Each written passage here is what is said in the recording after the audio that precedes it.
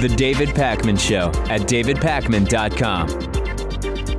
Welcome to the bonus show. Big news from our friendly neighbors to the north, Canada, about Soylent meal replacement drinks, I guess, although meal replacement is sort of the term that's at issue here. Canada's equivalent of the FDA, their food regulator, says that they are no longer allowing the sale of Soylent because it is marketed as a meal replacement. Canada has specific definitions for what a meal replacement product is, and although we don't know specifically which of the characteristics of being a meal replacement Soylent falls short of, we know, because they're telling us, that they are no longer allowing it because it falls short of some of those guidelines. Kind of an interesting thing. You consider these meal replacements, right? Yeah, absolutely. When I went on my road trip in August, I lived almost exclusively off of Soylent because it was just a cheap alternative to me. And, you know, being a vegan product, it was something I was able to live on for a few weeks. Yeah, and to be clear, they're not saying that it's an unhealthy product or that it's objectively a bad product. They're not taking issue with the ingredients of Soylent drinks in Canada. What they're saying is it's labeled as a meal replacement. It does not meet our standards for what a meal replacement is, and thus, as labeled, it's not allowed to be sold because it is considered deceptive advertising. I was trying to think of what the issue could be because in terms of calories, I don't know if Canada has a caloric requirement for what is considered a meal and what is considered a snack or a drink or whatever. So I don't think that it would be a calorie issue. Maybe it is that if you look at the, and I wouldn't know because I've not looked at it, maybe if you look at the nutritional facts, there's some area in which it falls short of what would be considered a meal in Canada. Well, I don't know, because I think it has a complete nutritional profile, and most of the ingredients are just soy and rice and oat flour. So I don't think on any health grounds it would be turned down. And then if you take a look at it, they come in those bottles, right? They have 20% of everything you need in a day when it comes to, you know, amino acids and micronutrients and everything. I don't think it skips out on anything. It has 20% of every vitamin that one would need, like it has B12? Yes.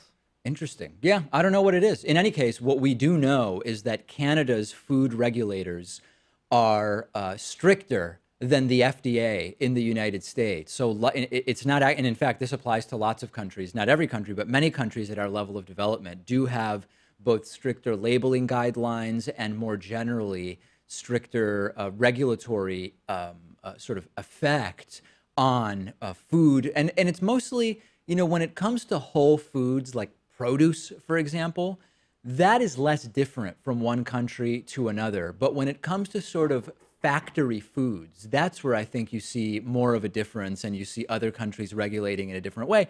And I don't think that's going to be a shock to anybody given, you know, the corn subsidies that we see lead to corn derivatives in just about every food product that we see outside of the edges of a supermarket, et cetera. But I would be curious to know exactly where this falls short. Yeah, it's very interesting too because you're not relating Soylent to just any old produce whole food, right? You're comparing Soylent to any other meal replacer. Right. And to me, Soylent seems to be the archetypal meal replacer out there. I mean, there are other ones like Ensure, I think, but Soylent really gets to the heart of this sort of lifestyle, right? I wouldn't know. Yeah, I mean, I'm taking your word for it, but clearly Canadian regulators disagree. So in any case, if you have a sense of what specifically might be missing, and you can just Google Soylent drink nutritional facts, you tell me. I can't really figure it out, but I promise you, I promise you, folks, if we have news about what makes Soylent not a meal in Canada, I will let you know. And then we can go from there. So Twitter is in a really interesting situation, and I don't particularly envy them, although who really cares if I envy them or not, where they have fallen, like Facebook as well as Google, into the Russian online trolling, influence peddling controversy. And last week I did a story from Las Vegas where I mentioned, you know, one of the reasons why these companies are reluctant to comment too specifically about what they did or didn't know about Russian use of or potential Russian use of their platforms for manipulating the election, influencing the election. Part of it is that they don't want to expose that they have platforms that are so powerful that they can micro-target people in the ways that they can. I got a very interesting email, and then I'll get to the news about advertising on Twitter. I got an email after I did that story saying, David, you're right. Part of the reason that these huge internet companies don't want to comment on the Russian use of their platform for propaganda purposes is that they don't want the public to know how powerful the platforms are.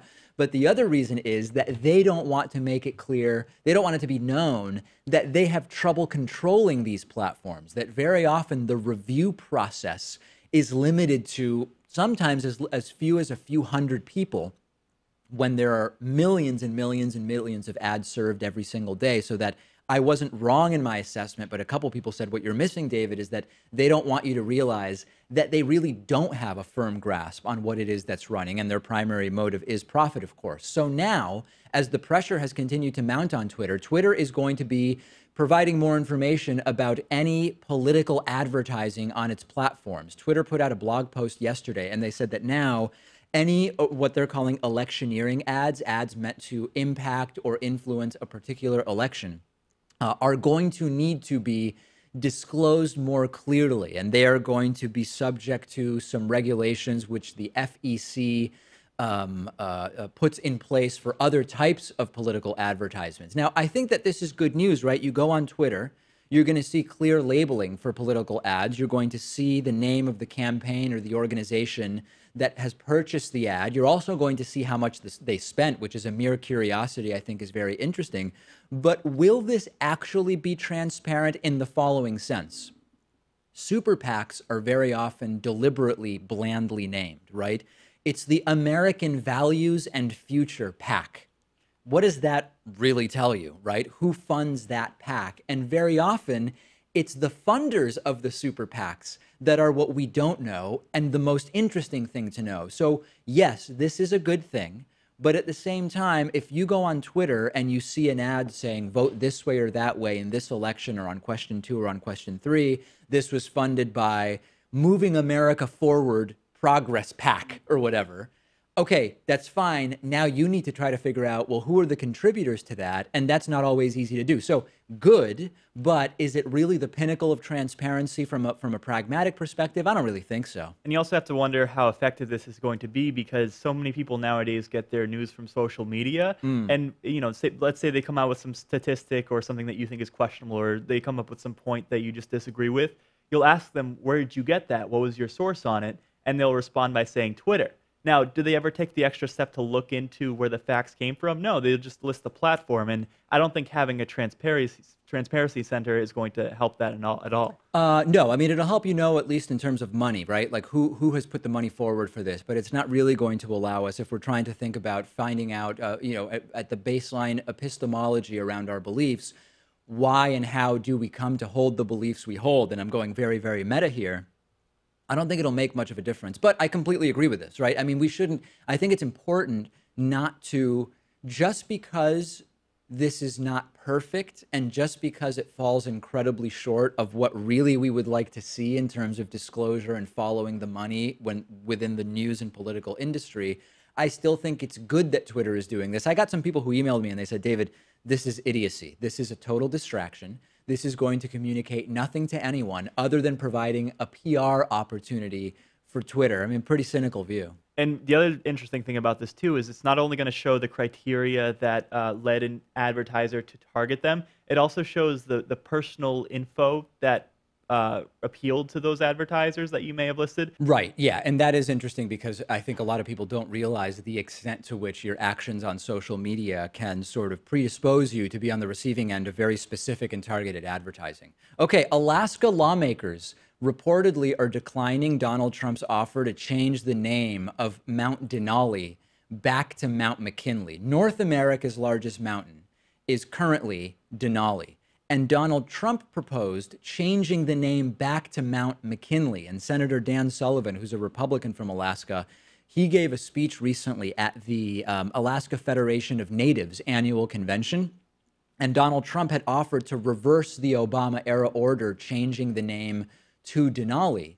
And Dan Sullivan talked about it. He said, Trump said to me, I heard that the big mountain in Alaska also had its name changed by executive action. Do you want us to reverse that? And Sullivan, as he tells it, he and Lisa Murkowski, the other Alaska senator, jumped over the desk. We said, no, don't want to reverse that. and that Trump said, okay, we won't do that. Kind of an interesting little story. And Sullivan's wife is actually a member of a native tribe, I believe a native Alaskan tribe, and I guess she was not particularly pleased with the suggestion. And what it almost feels like this name change proposal from Trump is like a counter to the name changes we've been seeing away from the Confederate generals when it comes to street names and school names and taking down of Confederate statues. It almost feels like Trump saw this as an opportunity to get one back and take it away from a native name and give it to McKinley instead. I think it was a rallying cry for his campaigns, too, because he would go to Ohio, and of course, William McKinley was a native to Ohio, yeah, and he would tout him as, such a great leader, and of course we have to have the mountain named after him instead of Denali. What is that anyway? Do we believe that Trump really knows anything about these so-called political heroes of his? There was Andrew Jackson that Donald Trump talked about. Oh, Andrew Jackson is so fantastic. And he talks about Douglas MacArthur. He's talked about Douglas MacArthur a bunch of times. And every time he says it, I can't help but laugh.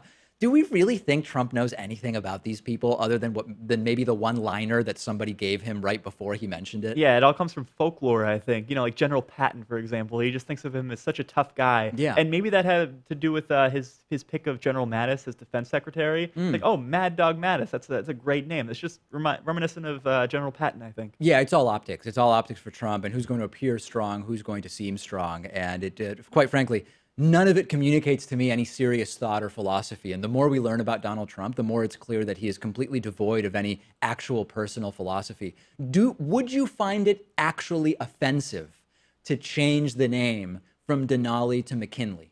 Offensive? Yeah. Not so much. I mean, it would be odd, I think, especially because McKinley had no real connection to it in the first place. He never visited the mountain. I guess there was someone looking for gold out in Alaska in the late 1800s who supported McKinley's presidential bid and named it after him. That's the whole reason why it was named after him, and the name stuck for over a century. I think you can't say that changing it back to McKinley is offensive if changing it in the first place isn't offensive. Like from a purely baseline factual standpoint, we can't say, well, changing from a white dude's name to a native name is good, but changing from a native name to a white dude's name is offensive. Like, I'm not falling into that at all. And you could also say, why was it changed in the first place? And President Obama had his reasons for doing it. I don't think offense is really an issue here. It's more just how this fits into Trump's overall worldview. And Trump just has to pick his battles here because I don't think anyone's calling for William McKinley's name to be back on that mountain. You should see the websites I visit. There are actually people calling for it, but it's not the types of people I think we want to be appealing to politically. Will it happen? No, it doesn't seem like it. Both Alaska senators said don't do it. And anyway, I guess another one, I can chalk it up as another one of Trump's failures, although I don't really consider this one a failure. It seemed like an offhanded suggestion that nobody really jumping to say, yes, please help us change the name. But I am still very interested in continuing to follow the Confederate name change story. And interestingly, there are people in our audience, even progressives, who email me and they say, David, I think that the Civil War was fought for slavery. I think that there is nothing honorable about what Confederate generals did, et cetera, but they still defend some of the naming of monuments, or the existence of monuments and the naming of schools based on history. But I don't buy that. I think that the place for history is in museums and history books, not in places where it seems almost like we are honoring the person. That's where I am, and I know that a lot of people in the audience, even our bonus show audience, disagrees with me. All right, that's it for today. More on tomorrow's program. Thanks for joining me. Thanks to all of our new members. Thanks also to our patrons who now are getting access to the bonus show. The David Pakman Show at davidpakman.com.